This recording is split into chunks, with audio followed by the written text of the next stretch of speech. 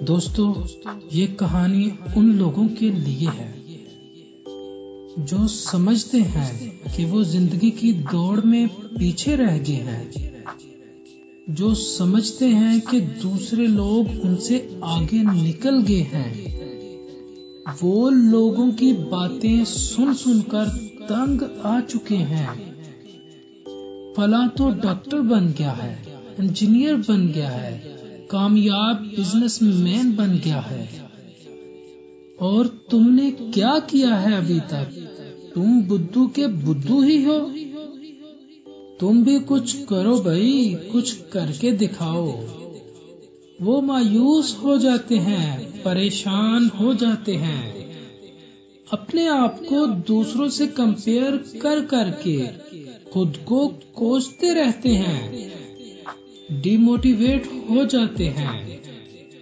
तो दोस्तों, ऐसे लोग इस कहानी को एक बार जरूर सुने, क्योंकि ये कहानी उनको जीने का हौसला देगी, उनको जिंदगी में आगे बढ़ने की हिम्मत देगी।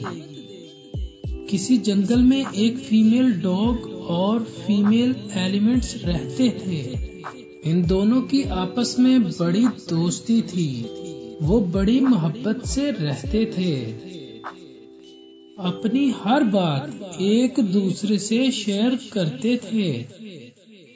अब इत्तेफाक से दोनों इकट्ठी एक ही टाइम पे प्रेग्नेंट हो गईं। 3 महीनों के बाद फीमेल डॉग ने 6 पपीज को जन्म दिया। फीमेल डॉग खुशी खुशी अपनी दोस्त एलिफेंट के पास गई और खबर सुनाई कि मेरे 6 प्यारे प्यारे पपीज पैदा हुए हैं। तुम अपने बच्चों को कब जन्म दोगी?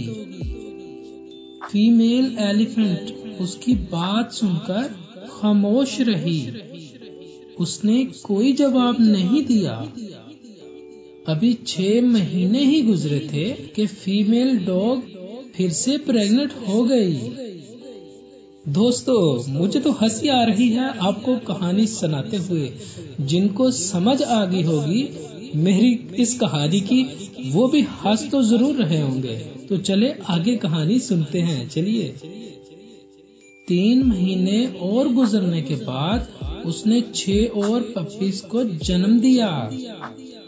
अब टोटल 9 महीने गुजर चुके थे और फीमेल डॉग के 12 बच्चे हो चुके थे।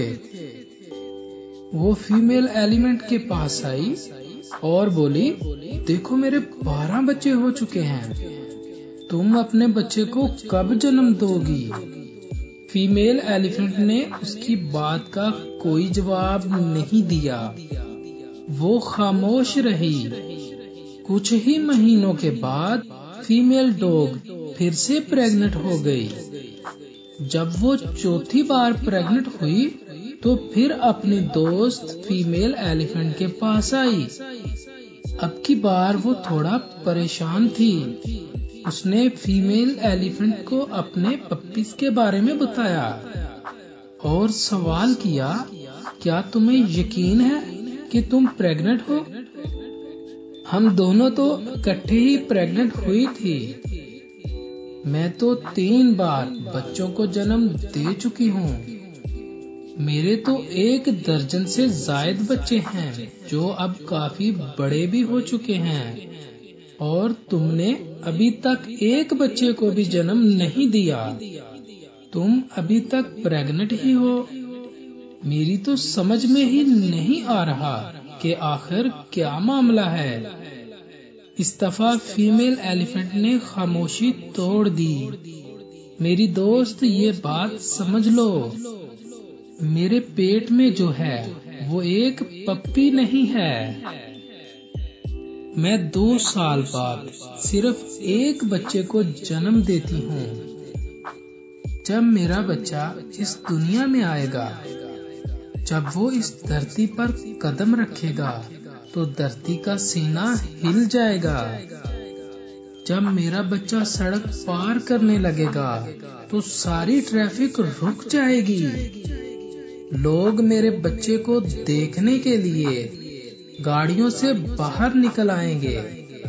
वो हैरत और खुशी से मेरे बच्चे को देखेंगे।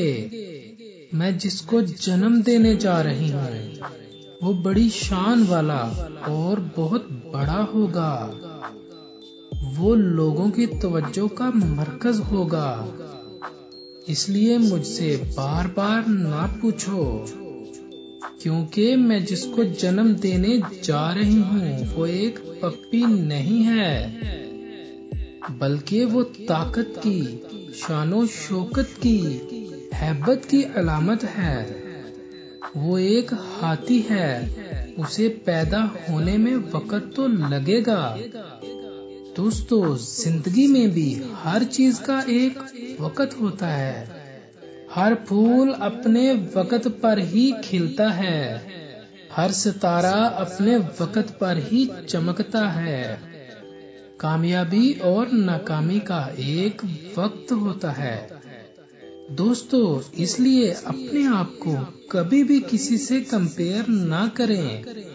जब आप दूसरों को कामयाब होता देखें तो कभी भी हिम्मत ना हारें, मायूस ना हों, कोशिश करना ना छोड़ें। हमेशा यकीन रखें कि आपका वक्त भी आने वाला है और जरूर आएगा।